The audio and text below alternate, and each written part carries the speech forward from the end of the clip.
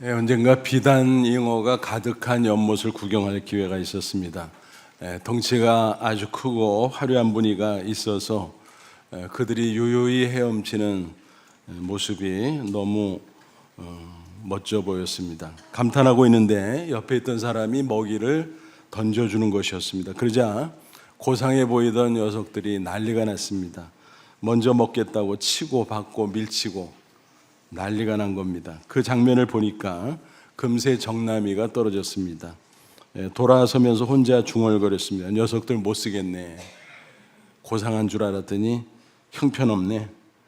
그러다가 잠시 혼자 피식 웃고 말았습니다.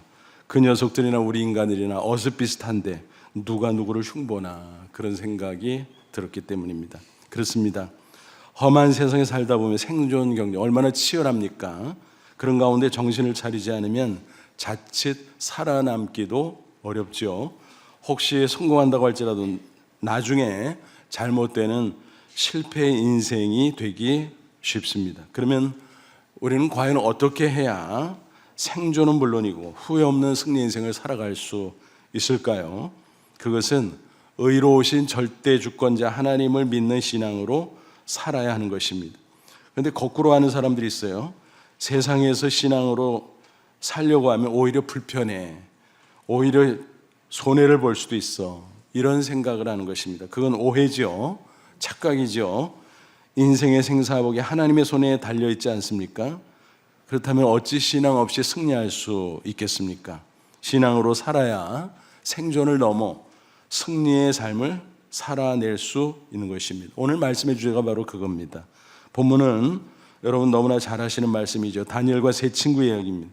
그 역사적 배경은 이스라엘 남유다 왕국이 바벨론에게 여러 차례 침공을 당하다가 마침내 멸망한 그 시대입니다.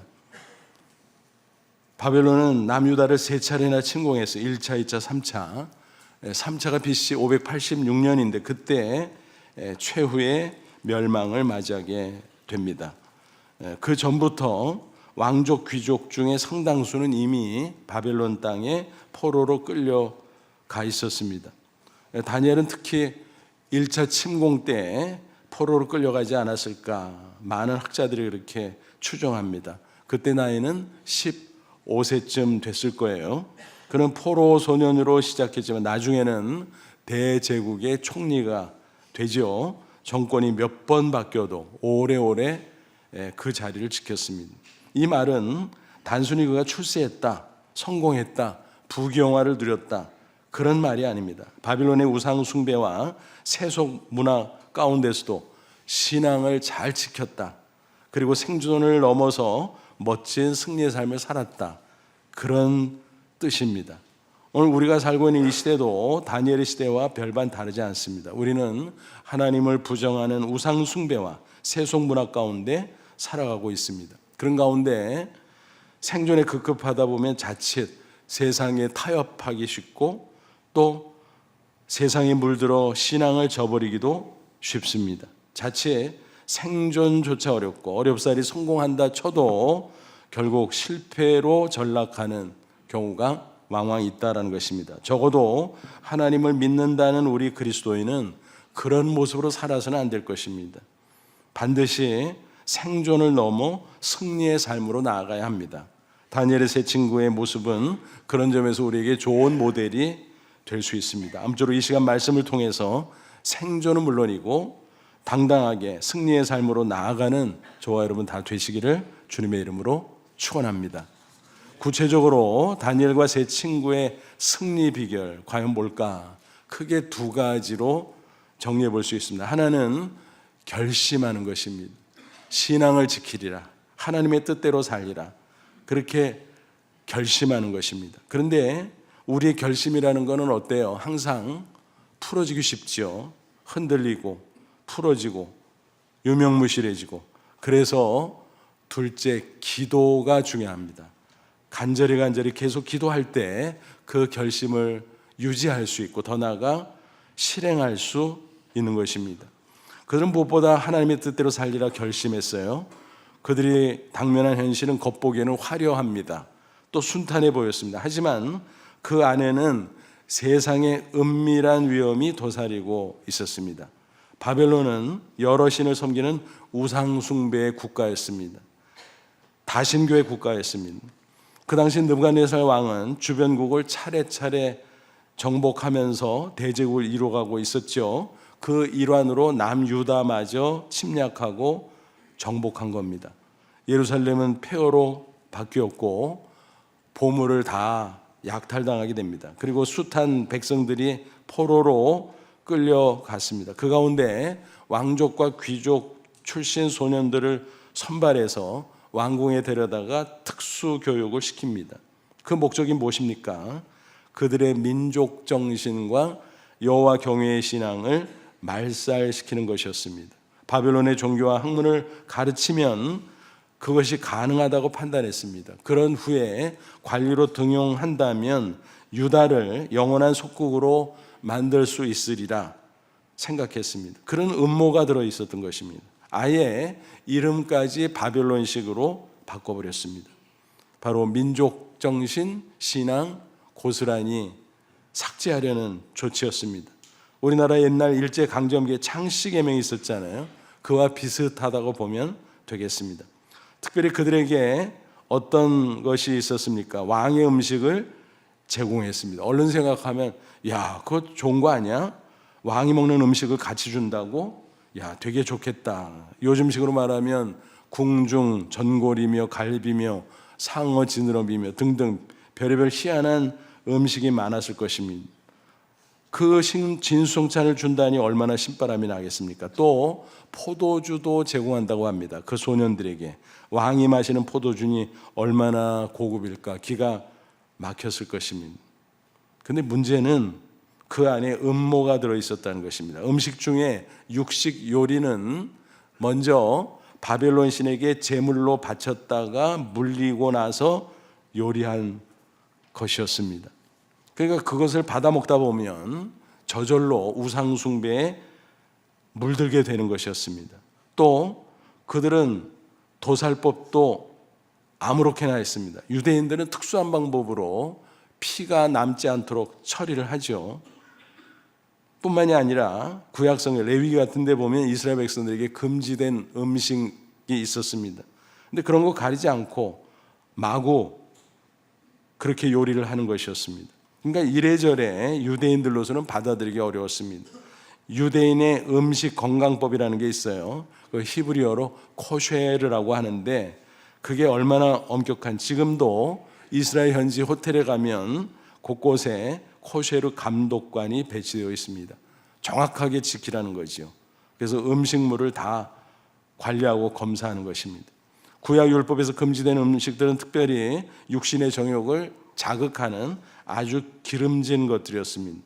이런 기준들을 쭉 살펴볼 때 왕의 음식이라고 하는 것은 겉으로 볼 때는 특별 대우하는 좋은 것이었지만 그 속 내용으로 보면 경건한 유대인들의 신앙을 말살시키는 조치였다라고 판단할 수가 있습니다. 그러니까 얼핏 보면 특별 대우하지만 사실은 무서운 유혹 또 위협이 들어있음을 알 수가 있는 것입니다. 국비장학생으로 3년 동안 이런 방식으로 교육을 시키고 그 외에 왕실의 관리로 등용시킨다. 그것은 겉으로 보면 너무너무 좋은 것 같죠. 로얄 코스, 출세 가도. 그러나 사실은 하나님 관점에서 보면 너무너무 위험한 것이었습니다. 바로 그런 사실을 다니엘은 간파했던 것입니다. 그래서 그 세 친구와 함께 결단을 하게 된 거죠. 사실 그때만 그런 게 아니에요. 오늘 이 시대도 비슷하죠. 정도 차이가 있고 모양새는 다르지만 세상은 동서고물 막론하고 그와 똑같습니다. 항상 유혹이 있고 위협이 있습니다. 이리지도 못하고 저리지도 못하고 진퇴양난의 상황. 유혹을 뿌리치자니 손해보는 것 같고 위협을 무시하자니 너무 두렵고, 그래서 많은 성도들이 이러지도 못하고 저러지도 못하고 어정쩡한 모습으로 살아가기 일수다라는 것입니다. 하지만 그거는 안 되죠. 십중팔구 더 큰 어려움에 빠지게 됩니다. 결국 실패의 길을 걷게 되는 것입니다. 다니엘이 바로 그런 사실을 간파했다는 것입니다.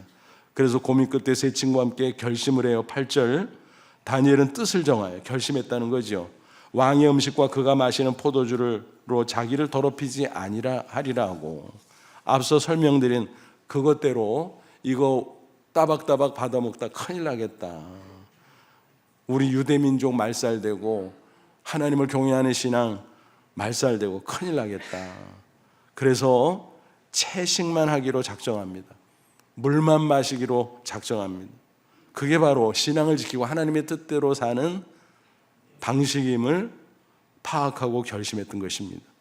여러분, 오늘 우리도 마찬가지예요. 세상을 우리로 하여금 하나님을 배반하도록 강요합니다. 우상을 섬겨라, 세속의 물결에 따르라, 뭐 그렇게 살아야 세상에서 생존할 거 아니냐, 또 성공할 거 아니냐, 그런 식으로 유혹합니다. 다른 한편으로는 위협을 하기도 합니다. 당연히 긴장이 있고 갈등이 있죠. 하지만 어영부영하다가 휩쓸리면 우리만 실패의 길로 떨어질 수밖에 없는 것입니다. 그러므로 우리는 어찌하든 그런 가운데 신앙을 지키고 오직 하나님의 뜻대로 살아가야 할 것입니다. 마치 이와 같아요. 빙산과 얼음 조각의 차이. 빙산은 바다 위에 떠 있지만 어때요? 웬만한 바람이 불어도 끄떡하지 않습니다. 그런데 잘 보면 바닷물 깊은 속에 조류가 있는데 그 조류를 따라서 계속 움직입니다. 그 반면 작은 얼음 조각은 어때요? 바닷물 위에 둥둥 떠다니면서 바람이 불면 이리저리 휩쓸립니다. 또 물결을 칩니다. 요동하고 밀려다니는 거죠. 그러니까 빙산과 같은 게 바로 뭐예요? 하나님의 뜻을 따라 사는 것입니다. 신앙을 지키고. 작은 얼음 조각과 같은 게 뭐예요? 세속의 물결에 이리저리 흔들리는 것입니다. 자칫 하나님을 배반하고 우상 숭배에 빠지는 것입니다. 그러므로 믿는 성도는 빙산과 같이 살아야 된다, 그렇게 말씀드릴 수 있습니다. 세상에 바람이 분다고, 세상에 물결이 친다고 이리저리 요동치고 밀려다니면서 결코 안 됩니다. 그래서 사도 바울은 뭐라고 해요? 로마서 12장 2절 이렇게 권면하지요. 너희는 이 세대를 본받지 말고 세상에 휩쓸리지 말라는 거예요. 오직 마음을 새롭게 함으로 변화를 받아 결심하라는 거예요. 하나님의 뜻대로 살리라, 신앙을 지키리라. 그래서 하나님의 선하시고 기뻐하시고 온전하신 뜻이 무엇인지 분별하도록 하라. 이렇게 결심하지 않으면 흔들리다가 엉뚱한 길로 빠질 수 있다는 것입니다. 세상의 죄악에 점점 깊이 빠져들어가거나 우상숭배에 끌려가거나, 그래서 결국 망하는 길로 가는 것입니다. 오늘날 우리 한국 사회가 여러 가지 심각한 문제들을 안고 있어요. 그런데 그 중에서 가장 근본적으로 심각한 문제가 무엇일까요? 영적인 위기입니다. 무속과 점술이 얼마나 만연해 있는지 심각해요. 이단들 말할 것도 없습니다. 유력 정치인들이나 경제인들부터 일반 국민들, 심지어 청년들까지 물들어가고 있다는 슬픈 사실입니다. 어느 자료를 보니까 점집이 편의점만큼 많다는 겁니다. 에이, 무슨 점집 잘 눈에 안 띄는데 무슨 편의점만큼 많아. 편의점은 곳곳에 눈에 띄는데 그 말이 돼라고 반문할 수 있습니다만, 요즘 디지털 시대랍시고 점집도 온라인화 됐다는 것입니다. 그래서 얼마나 많은지 모른다 그래요. 그래서 편의점보다 많다라는 말이 나오는 것입니다. 그리고 한 통계를 보니까 점술 시장이 연간 1조 8천억 원 수준으로 추산된다는 것입니다. 어처구니 없는 것은 청년층을 어떻게 파고드냐. 방금 말씀드린 것처럼 온라인을 통해서. 그래서 어떤 청년 사업가는 점술 스타트업을 창업해서 급성장하고 있다. 1년 소득이 얼마다. 뭐 이런 소리까지 들리고 있는 것입니다. 또 무속인이나 역술인들도 협회를 만들어서 거기에 등록하는데, 등록하지 않은 사람 빼고 등록된 인원만 살펴보면 무려 80만 명에 달한다고 합니다. 그래서 2000년대 초, 그러니까 한 20여 년 전이죠. 그때하고 숫자를 비교해 보면 4배가량 급증했다라고 합니다. 참 이런 얘기를 듣다 보면 와, 우리는 교회 안에 앉아 있으니까 잘 모르는데 기가 막히다 싶죠. 더욱더 기가 막힌 건 뭐냐면, 교회 다니는 사람들도 하나님을 통해서 인도받지 못하고 세상살이가 어렵고 불안하다고 그런 데 빠져버린다는 것입니다. 그것도 상당수가. 한 번은 국민일보 더 미션의 인터뷰 기사를 봤어요. 그 주인공은 전직 점쟁이 출신, 무속인 출신 집사님이 됐는데, 그래서 신앙생활하니까 너무너무 좋다는 거예요. 왜 옛날에 그러고 살았나 싶다는 거예요. 근데 그 기사 중에 이런 내용이 있었습니다. 그의 과거 고객 중에 40%가 교회 다니는 사람들이었다라는 것입니다. 장차 예수 믿을 사람이라 교회 다니는 사람이 그 사람에게만 갔을까요? 아니겠죠. 다른 사람들에게도 비슷비슷하겠죠. 그렇다고 하면 이거 보통 심각한 게 아니잖아요. 야, 세상 사람들은 그렇다 치고 어떻게 교회 다니는 사람이, 물론 그 중에는 신앙도 제대로 갖추지 못하고 구원의 확신도 없는 사람들이 상당수 있겠습니다만, 어쨌든 사회가 불안하고 미래 인생이 염려가 되다 보니까 그런데 치우치고 그런데 빠져서 엉뚱한 짓을 하는 게 아닌가라는 생각을 하니까 정말 안타깝고 슬프죠.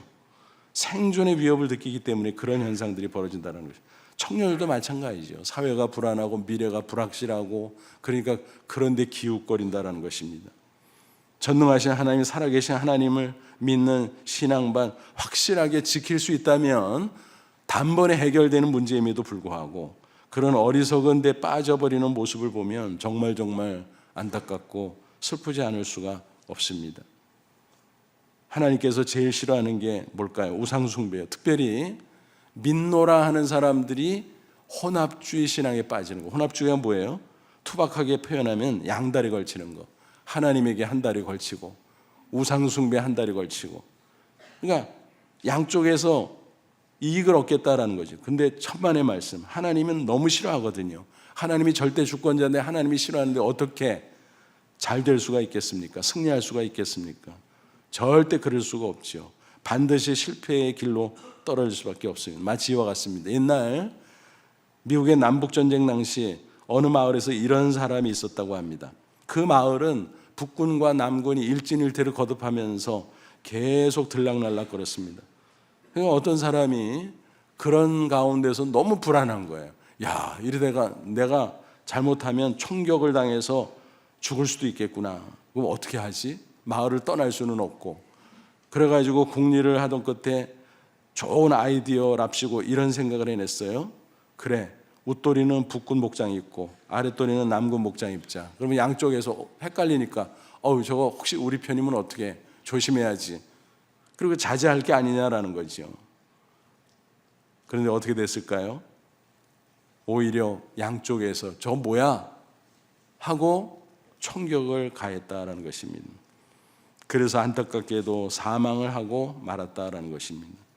자신은 똑똑한 줄 알았지만 사실은 가장 어리석은 사람이었던 것입니다. 여러분, 신앙생활도 그렇게 하면 안 되는 것입니다. 오직 유일하신 참 하나님, 그 신앙만 지켜야 됩니다. 그리고 좌고우면하지 않고 오직 하나님의 뜻대로 행해야 됩니다. 그럴 때 하나님께서 반드시 책임져 주시는 줄로 믿습니다. 아무쪼록 저와 여러분은 다니엘과 세 친구처럼 오직 하나님을 의지하는 신앙을 지키고 하나님의 뜻대로 행하고, 그래서 생존을 넘어 승리의 길로 나아갈 수 있기를 주님의 이름으로 축원합니다. 그런데 결심한다고 쉽게 승리하는 게 아니죠. 한번 결심해서 쉽게 된다면 무슨 걱정을 하겠습니까? 우리의 결심이라는 게 얼마나 약한지 늘 흔들리죠, 풀어지죠, 없어지죠. 그래서 그 결심을 끝까지 지키면 어떻게 돼요? 하나님에게 능력을 받아야 돼요. 하나님의 붙잡힘 받아야 됩니다. 그러기 위해서 기도가 필요한 겁니다. 우리가 간절히 기도할 때 하나님께서 우리에게 능력을 주실 때 지혜를 주세요, 용기를 주세요. 그래서 결심이 흔들리지 않습니다. 다니엘과 세 친구가 그랬던 것입니다. 오늘 본문을 쭉 읽어보면 기도했다는 말은 나오지 않습니다, 직접적으로. 하지만 앞뒤 문맥을 보면 그들은 결심한 후에 간절히 기도했을 것입니다. 다니엘 2장, 6장 또 그 후에 곳곳에 보면 다니엘 기도의 사람이었습니다. 세 친구들도 함께 기도했습니다. 그러니까 아마도 이때 얼마나 간절히 기도했을까 분명히 우리는 추측할 수 있습니다. 그렇게 기도할 때 하나님께서 그들에게 지혜를 주셨어요, 용기를 주셨어요. 그들은 어떻게 합니까? 환관장을 찾아가죠. 환관장은 궁궐 안에서 여러 관리들을 총괄하는 제일 높은 사람이에요. 당연히 그 교육생들도 총괄하는 사람이었습니다. 그 사람을 딱 찾아간 거예요. 감히. 사실 평소 같으면 찾아가기 어려운 사람이죠. 어떻게 그렇게 높은 사람을 찾아가겠습니까? 근데 기도하고 용기가 생기니까 또 지혜로우니까 그냥 직진한 거죠. 그래서 환관장에 찾아가서 호소합니다. 우리가 고기를 먹으면 안 되는 사연이 있는데요, 우리에게 허락해 주세요. 채식만 먹겠습니다. 그리고 우리 포도주 안 먹을래요. 물만 주세요. 허락해 주세요, 제발. 그랬더니 호통을 쳐야 되잖아요. 상식적으로 보면 그렇지 않아요. 어딜 감히 포로 출신 피교육생 주제에 제일 높은 사람 찾아와서 어쩌고 저쩌고 요청이라고 해요. 그거는 버릇도 없고 도저히 상식에도 맞지 않는 거 아니겠습니까? 객관적으로 보면. 그러나 그들은 기도하고 나아갔던 것입니다. 그런데 신기한 일이 벌어졌어요. 그 환관장이 호통을 치는 것이 아니라 오히려 사정적으로, 얘들아, 내가 허락해 주고 싶은데 사실은 나도 왕한테 혼나, 잘못하면 너희들 얼굴이 초췌해지면 다른 아이들에 비해서. 그 왕이 시찰하다가 쟤들은 뭐냐? 그러면 나는 잘려. 나 큰일 나. 야, 그러니까 내가 해주고 싶은데 못 해줘. 거절을 당한 것 같지만 사실은 틈이 보였어요. 틈이. 그래서 그럼 어떡하지? 기도하다가 또 지혜가 떠올랐습니다. 그러면 실무자를 찾아가자. 자기들을 직접 관리하는 감독을 찾아갑니다. 그래서 아마도 성경에 직접 기록은 안 되겠지만 이런 식으로 얘기했을 거예요. 환관장님이요, 이렇게 얘기했는데, 그렇다면은 우리가 채식만 하고 물만 마시면서 얼굴이 좋으면은 허락해 주실 수 있는 거 아니에요? 이렇게 말하는 것입니다. 열흘만 테스트해 보세요. 만약 열흘 후에 비교해서 우리 얼굴이 초췌해지면 그냥 따를게. 근데 혹시 우리 얼굴이 좋으면 허락해 줄 수 있는 거 아니에요? 뭐 이런 식으로 얘기를 한 거예요. 그러니까 감독이 가만히 들어보니까 두 가지 생각이 드는 거예요. 뭐 그렇다면 뭐 안 될 것도 없고, 또 다른 한편은 뭘? 아이고 녀석들, 너희들이 한창 먹을 때인데 뭐 고기도 안 먹고 얼굴이 좋아지겠다고? 포도주 그거 얼마나 고급이고 좋은 건데 그것도 안 받아 먹겠다고? 이 녀석들 한심하네. 그게 되겠냐? 그런 생각도 했을 것 같아요. 그래서 얼른 그래 해봐, 허락을 해버렸습니다. 열흘 동안 다니엘과 세 친구가 어떻게 했을까요? 얼마나 간절히 기도했을까요? 하나님께서 역사하셨어요. 열흘 후에 비교해봤어요. 그랬더니 세상에 고기를 실컷 먹고 포도주를 받아 마셨던 그 소년들에 비해서 얼굴이 더 좋고 살이 더 윤택하고, 감독이 할 말이 없어졌어요. 와, 이게 어떻게 된 거지 세상에? 그래서 결국 자기가 약속을 했으니 허락할 수밖에 없었습니다. 그래서 3년 교육기간 내내 채식만 하고 물만 마시게 되었다라고 하는 것입니다.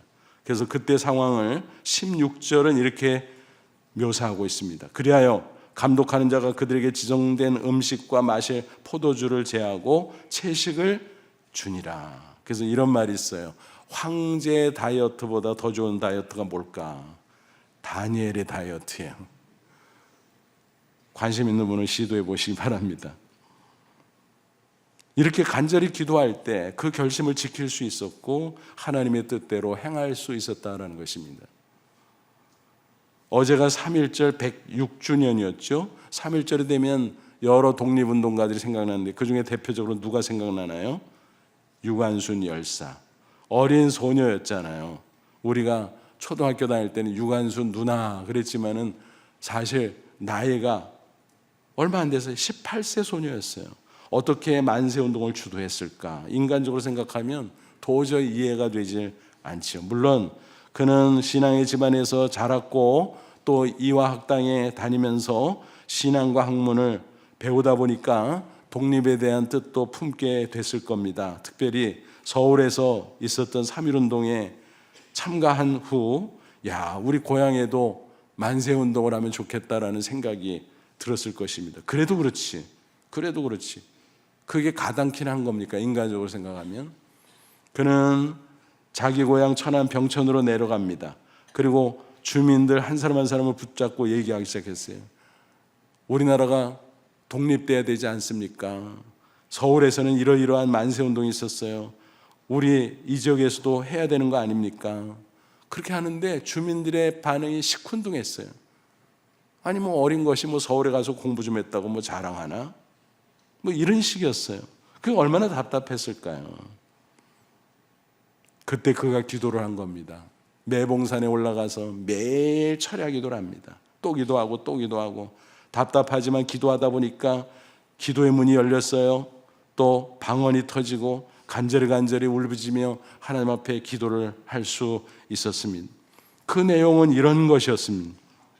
오 하나님, 이제 시간이 임박했습니다. 원수회를 물리쳐 주시고 이 땅에 자유와 독립을 주소서. 내일 거사할 각 대표들에게 더욱 용기와 힘을 주시고 이 민족의 행복한 땅이 되게 하소서. 주여, 이 소녀에게 용기와 힘을 주소서. 예수님의 이름으로 기도합니다. 아멘. 여러분, 이런 기도를 올렸을 때 하나님께서 얼마나 기뻐하셨을까요? 그에게 용기를 주셨습니다. 그래서 그는 용기 백배에서 아오네 장터에서 만세 운동을 주도했고, 물론 이제 외경에 의해서 체포되어 투옥되기는 했지만 끝까지 당당한 모습을 유지할 수 있었습니다. 마침내 옥중에서 순교했지만, 그래서 비록 어린 나이에 세상을 떠났지만, 여러분 누가 그의 인생을 가리켜 실패 인생이라고 판단할 수 있겠습니까? 하나님 편에서 보면 그것은 승리의 인생이었습니다. 후일의 역사 속에 그 이름이 찬란히 빛나게 되었고, 또 천국에 들어가서 영원히 별처럼 영광을 누리게 될 것입니다.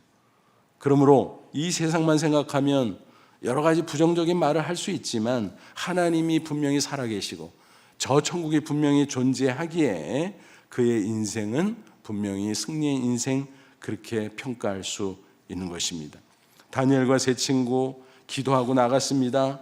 그래서 3년간 채식과 물만 먹도록 허락을 받았고, 그 이후에 어떻게 했을까요? 3년 동안 열심히 공부를 했습니다. 신앙을 지키면서 하나님의 뜻을 행했던 것입니다. 그러자 하나님께서 기뻐하시고 그들과 함께 주셨어요.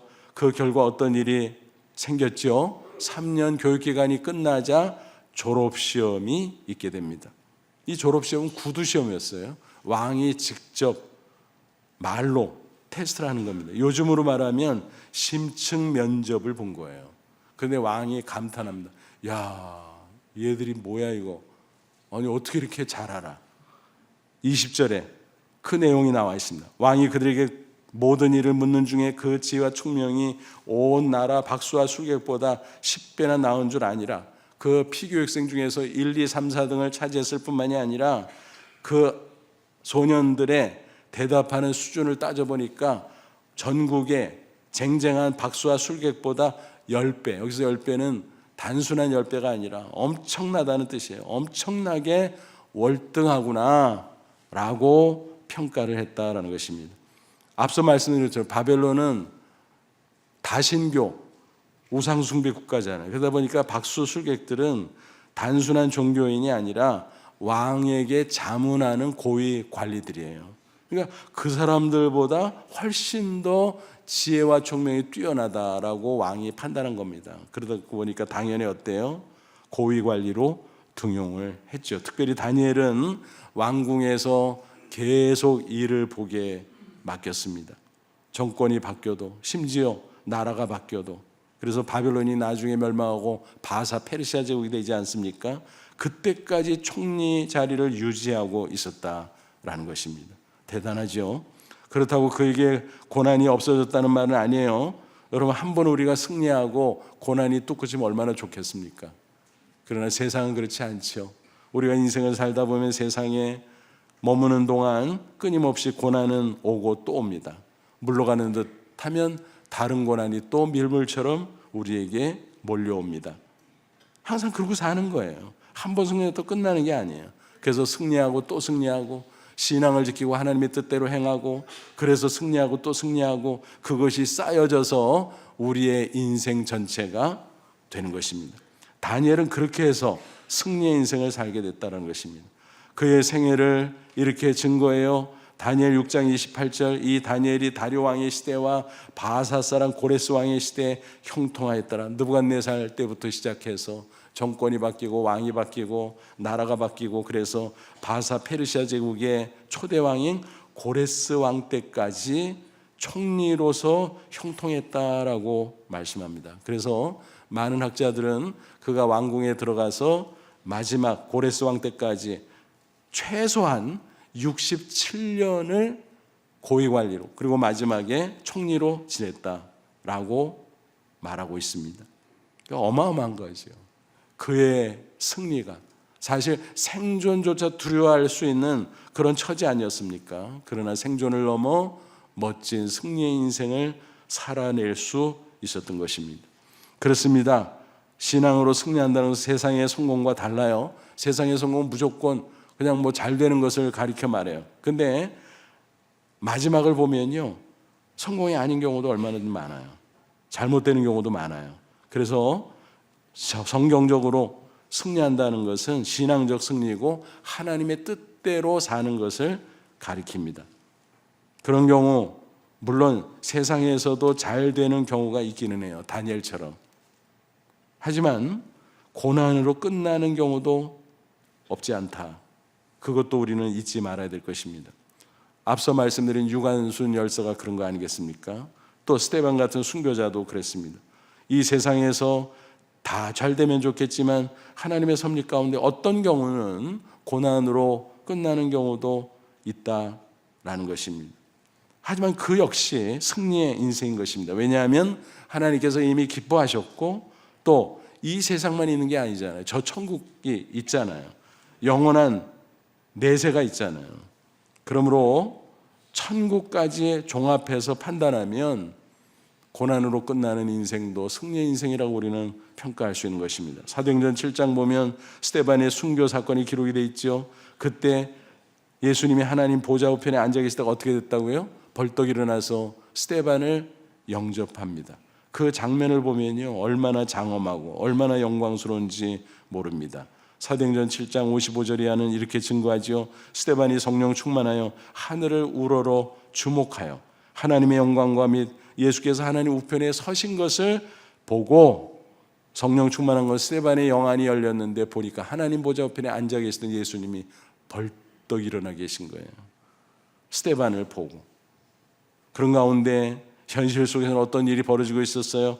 그들이 공회의 여러 사람들이 이제 이를 부득부득 깔며 돌로 스데반을 치니 스데반이 부르짖어 이르되 주 예수여 내 영혼을 받으시옵소서 하고 무릎을 꿇고 크게 불러 이르되 주여 이 죄를 그들에게 돌리지 마옵소서, 이 말을 하고 자니라. 세상에 천사처럼 평안히 마지막 운명을 하는데 용서하는 기도까지 하고요. 얼마나 놀랍습니까?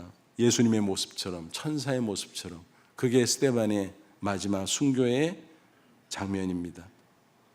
인간적으로 세상 기준으로 보면 스데반이 비참하게 돌에 맞아 피투성이가 돼서 죽은 거죠. 그것도 일찍이.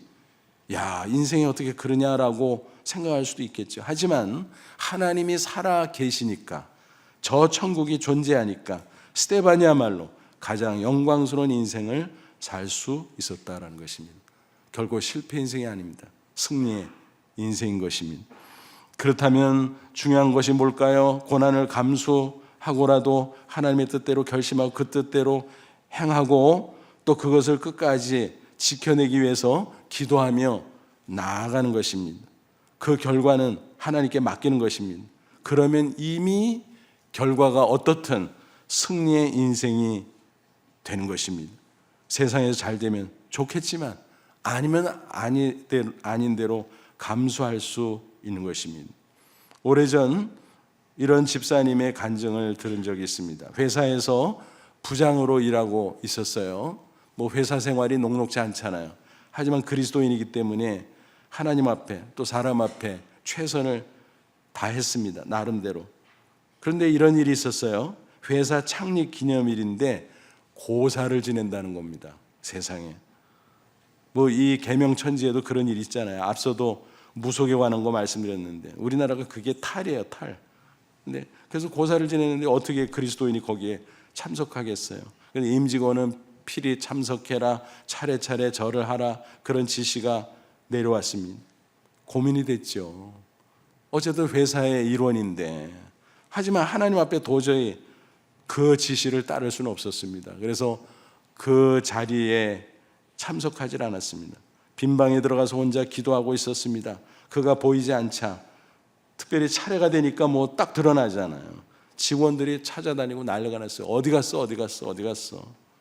당연히 사장은 화를 크게 냈고 그날부터 회사 생활이 너무너무 고달퍼졌으며 눈밖에 났던 것입니다. 그래서 결국 사표를 낼 수밖에 없었습니다. 퇴사했는데 이직이 쉽지 않았어요. 왜냐하면 직책도 어중간한 데다가 나이가 들 만큼 또 들었잖아요. 그래서 어렵사리 작은 회사에 들어가게 됩니다. 그래도 감사했습니다. 왜요? 신앙을 지켰으니까. 하나님 앞에 떳떳하니까. 그래서 감사했습니다. 그리고 그 직책이나마 주신 것을 감사하면서 열심으로 일을 했습니다. 그러면서 세월이 좀 지나갔는데 하루는 전 회사 사장이 깜짝 놀랐어요. 왜 찾아왔냐 그랬더니 자기 회사 다시 오라는 겁니다. 그러면서 그동안 있었던 사연을 쭉 이야기하는 것입니다. 회사가 어려워졌다는 것입니다. 그래서 구조조정을 했는데 전무 자리를 비워놨으니 오라는 겁니다. 내가 그때 정말 잘못했어. 다시 오면 함께 잘 일해봅시다. 내가 잘 모시겠소. 뭐 이런 식으로 표현하는 것이었습니다. 하지만 난감했습니다. 왜냐하면 지금 회사에서 열심히 일하고 있었잖아요. 그래서 제가 이 회사 들어와서 열심히 일하는 중이라 다시 갈 수가 없습니다. 사장님, 생각해 주신 건 감사하지만 사양하겠습니다. 근데 포기하지 않는 거예요. 또 오고 또 오고 또 오고. 도저히 떨쳐낼 수가 없었습니다. 결국 회사의 양해를 구하고 전 회사로 재입사하게 됐습니다. 그런데 그 후에 놀라운 일이 벌어지기 시작합니다. 회사가 막 번창하는 거예요. 그리고 나중에는 분사하게 됩니다. 그래서 회사 하나를 맡아서 사장으로 일하게 됐다라는 간증입니다. 이처럼 신앙을 지키면 고난도 있고 손해볼 때도 있고 또 때로는 하나님께서 보고 계시다가 축복하시고 세워주실 수도 있어요. 어느 쪽일지 우리는 모릅니다. 하나님이 하실 따름이지요. 그러므로 우리는 그 결과는 하나님께 맡기고 우리의 몫인 신앙을 지키고 하나님의 뜻대로 행하는 결심을 하고 기도하면서 그것을 지키고 실행해 나가야 할 것입니다. 그것이 바로 생존을 넘어 승리의 삶을 살아가는 것입니다. 그렇게 될 때 하나님께서 분명히 우리를 영화롭게 해 주실 줄로 믿습니다. 그러지 않고 세상의 눈치 보고 이리저리 휩쓸리고 그러다가 하나님과 멀어지고 우상 숭배나 하고 악한 데 빠지고 그러면 잘 되겠습니까? 하나님이 절대 주권자인데 잘 될 수가 없죠. 실패하고 맙니다. 생존조차 못할 수도 있어요. 설사 성공한다고 할지라도 나중에 보면 결국 무너지고 망하게 된다라는 것입니다. 굳이 성공이라는 말을 붙인다면요, 바벨탑 성공이에요. 여러분 바벨탑 막 쌓을 때 얼마나 신났겠어요. 딱 세워놓고 얼마나 자랑스럽겠어요. 그러면 뭐해? 얼마 후에 다 무너지는데. 그런 성공은 바벨탑 성공입니다. 아무것도 아닙니다. 그러므로 하나님의 뜻이 우선이라는 사실을 꼭 기억하시고 그 뜻대로 결단하고 그 뜻대로 기도하고 그 뜻대로 실행하며 살 수 있기를 바랍니다. 그것이 생존을 넘어 승리의 삶으로 나아가는 길인 것입니다. 그것이 바로 신앙생활의 공식이고 인생의 공식이에요.